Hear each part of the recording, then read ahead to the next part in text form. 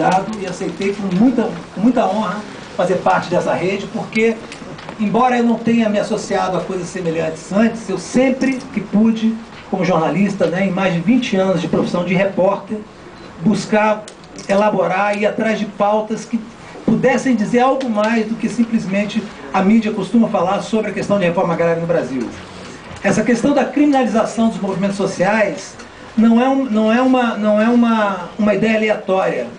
Ela vem sendo organizada de forma editorial há muitos anos, e ela é colocada e foi unificada recentemente por esse instituto chamado Instituto Millennium, que foi montado e foi elaborado e está sendo conduzido para se unificar o discurso da direita brasileira sobre diversos assuntos na mídia, e um deles, talvez o principal deles, é a questão da reforma agrária e a criminalização dos movimentos sociais. A importância dessa rede é a importância de um movimento de resistência. Eu me sinto fazendo parte de um movimento de resistência. Eu sei que muitos outros jornalistas vão querer fazer parte disso, porque há uma insatisfação generalizada na categoria, em diversos setores, inclusive dentro dessa mídia conservadora, contra a forma como a questão da reforma agrária é tratada no Brasil. Eu acho muito importante que uma das missões dessa rede seja de gerar não só informação, mas gerar pautas para jornalistas como eu, que gostam de escrever sobre isso. No ano passado, eu estava na Comissão de Direitos Humanos da Câmara fuçando pautas, que é uma coisa que eu faço de vez em quando para descobrir onde é que está acontecendo alguma coisa, e descobri um caso de um trabalhador rural lá em Campos Lindos, em Tocantins, que teve a terra tomada pela gloriosa senadora Cátia Abreu. Depois que o ACM morreu, eu me dedico bastante a Cátia Abreu. Porque primeiro que é uma fonte de pauta exclusiva, ninguém escreve. Na Carta Capital nós temos praticamente, né, um monopólio sobre esses assuntos pelo viés da reforma agrária, porque todos os demais meios de comunicação só sentam o pau na reforma agrária. E sentam o pau levantando a bandeira da liberdade de expressão, que é uma coisa maluca, né? A liberdade de expressão no Brasil está virando, como é o patriotismo, o último refúgio do canalha. E assim, nós estamos tentando ir contra essa maré. Então eu fui na Comissão de Direitos Humanos e descobri que tinha um sujeito que há 3 anos vinha em Brasília tentar denunciar, sem sucesso, que a terra onde ele e a família moravam há 50 anos tinha sido tomada. Então eu convenci a Carta Capital a gastar uma grana, né, fui a Palmas, aluguei um carro e rodei 8 horas pelo estado de Tocantins só para encontrar esse sujeito. Encontrei ele num estado de miséria absoluta, morando num sítio desgraçadamente seco e miserável em Tocantins. E ele tinha perdido toda a terra dele porque em Tocantins, em 2005, o então governador do estado, chama Siqueira Campos, ele havia feito uma reforma agrária às avessas. Ele tinha tomado terras produtivas dos trabalhadores rurais, desapropriado essas terras e dado de presente R$8 o hectare. Dado de presente para vários apadrinhados, inclusive a senadora Cátia Abreu e a família dela. Isso jamais saiu na mídia, isso jamais foi tocado pela imprensa, nem a imprensa local, uma ação do Ministério Público, toda documentada, um sujeito que vivendo na miséria absoluta, que foi retirado com a polícia de Tocantins, num dia de chuva, num quadro desolador, num filme de Glauber. Então essas pessoas, elas estão... Existem casos como desse lavrador, chama José Reis, em vários locais do Brasil, mas a gente não sabe. Então, acho que uma das funções dessa rede é justamente você consolidar essas informações de tal maneira que elas possam ser passadas para os comunicadores que estão pela reforma agrária. Né? Essa questão da terra, da criminalização dos movimentos sociais, ela é muito mais grave do que parece, porque dentro do governo existe uma relação ambígua em relação a isso. Quando se discutiu a revisão dos índices de produtividade, você tinha de um lado o Ministério do Desenvolvimento Agrário a favor e do outro uma pressão absoluta e vencedora do Ministério da Agricultura, do agora deputado Reynaldo Stefanes, que conseguiu, tem conseguido até agora barrar essa discussão dentro do governo, com o apoio explícito da CNA, da senadora Cátia Abreu. E se essa discussão não consegue se movimentar dentro do governo, nós é que temos que fazer ela se movimentar. E essa função do jornalismo, ela é primordial. O jornalista é um elemento da sociedade que tem que fazer denúncia social. não pode simplesmente ficar de Brasília, como ficam muitos jornalistas, escrevendo coisas que ficam ouvindo o Arthur Vigílio, o Álvaro Dias, e depois ouve a Cátia Abreu e pega todos os preconceitos e clichês arraigados contra a reforma agrária, contra os movimentos sociais, contra o MST principalmente, e trata as ocupações de terra como uma invasão de bárbaros, né? Como aquela questão das terras da Cutrale, aquela derrubada de laranjas parece que foi um genocídio, né? Parece que se matou milhares de pessoas, foi um campo de concentração do MST, em terras que haviam sido griladas pela Cutrale.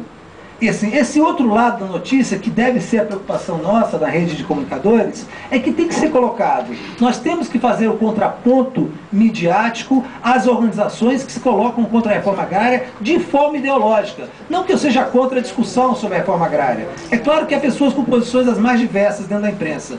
O que se não pode, nós não podemos, é se deixar vencer por essa formação de oligopólios dentro da mídia brasileira, que é controlada por 6 famílias, que têm interesses juntos ao grande capital e que não se interessam absolutamente pela solução do problema dos conflitos agrários no campo brasileiro, que é importantíssimo, não só para resolver o problema do campo, mas para resolver também o problema das cidades. A reforma agrária, ela está no cerne da discussão e da solução dos problemas mais graves da sociedade brasileira, né? Problema de exclusão social, problema de violência, problema de educação, tudo isso está relacionado às questões que acontecem no campo, mas que nós não conseguimos enxergar na mídia. E nesse aspecto, né, o surgimento da internet, o surgimento da blogosfera, tem simplesmente dinamitado, simplesmente detonado com essas pessoas. Não é à toa que agora elas estão se voltando da maneira mais violenta possível contra a liberdade de expressão na internet. Querem estabelecer regras para que na internet você tenha as mesmas regras que tem para os veículos de comunicação formais, como jornal, televisão, emissoras. Querem estabelecer regras de quem pode e quem não pode usar a internet. Querem continuar utilizando o poder judiciário e utilizam com eficiência, né, com ações judiciais, para barrar qualquer tentativa de democratização da informação. E eu tenho um blog pessoal e tenho bastante liberdade na revista Carta Capital para tratar desse assunto. É um assunto que nos interessa e nós acabamos que navegamos um pouco sozinhos nessa discussão, mas eu tenho certeza que com essa criação da rede a gente pode disseminar isso por outras mídias. Nós estamos saindo do conceito de mídia alternativa para de alternativa à mídia, que é uma coisa muito maior do que mídia alternativa.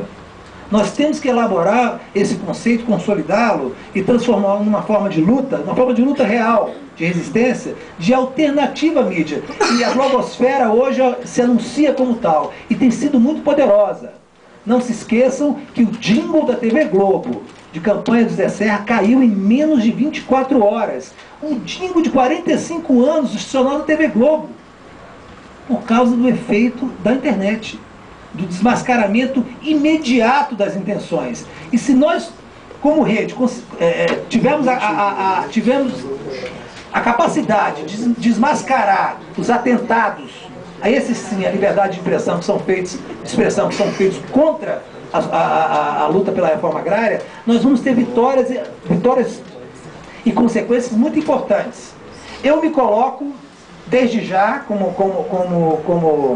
como membro dessa rede, eu acho, assim, eu me orgulho muito de ter sido chamado para isso, porque era uma angústia com quem eu não tinha com dividir. Eu não sei com uns poucos colegas, mas agora eu sei que eu tenho uma rede para tratar disso.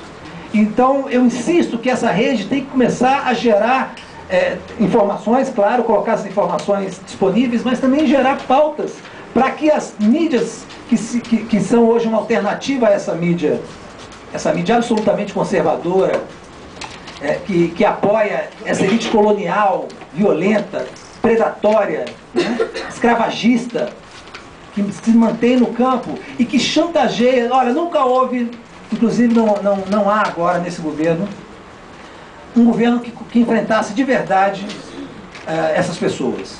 Nunca houve. Essa bancada ruralista, que é uma maçonaria no pior sentido da expressão, que se congrega imediatamente quando os interesses são tocados, são mais de 100 parlamentares. Eles têm um poder de chantagem dentro do Congresso Nacional que jamais foi contraposto por governo nenhum, porque os governos são reféns disso. São reféns dessa bancada. O governo Lula tem sido também um pouco refém dessa bancada. É muito difícil você ter uma oposição a interesses específicos do agronegócio que também estabeleceu uma outra chantagem, que é a questão da balança comercial e das safras de trilhões de grãos que ninguém come.